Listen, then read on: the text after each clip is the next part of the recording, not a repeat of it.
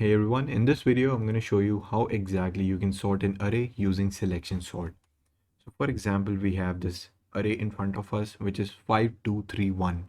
So the way selection sort works is I iterate through the array, and on every index what I will do is I'll add another for loop, and then I'll iterate through all the elements in front of that particular index, find the smallest element, and then I will simply swap those elements. So for example, initially I am at I equals to 0, so the current element is 5. So what I'll do is I'll iterate through all the elements in front of 5, then I'll find the smallest element out of those. So the smallest element or number is obviously 1.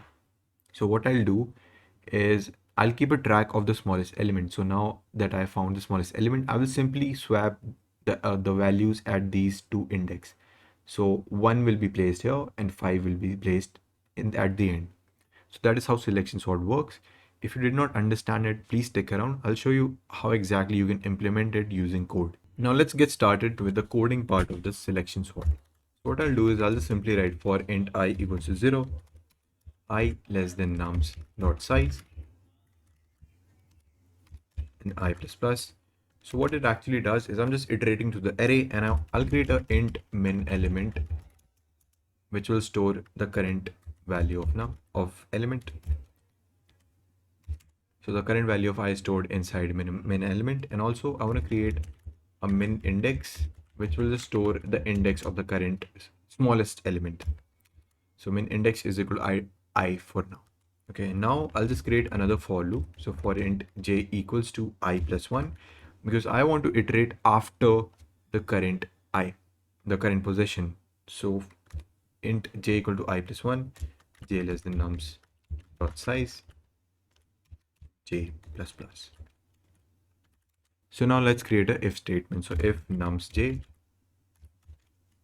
is less than the element present at the min index in nums, then what I want to do is I'll just update min idx to j. So what will happen is after this iteration ends, I will have the minimum index or the smallest element after the current I. Now all we have to do is just swap it. So what I'll do is if min element is not equals to min idx, sorry, nums min idx, then I just want to swap these elements. I just want to swap the elements at these positions. So what I'll do is just swap nums I and nums min idx. And in the end, I will just return nums. I did not use any extra space. So let's just run it.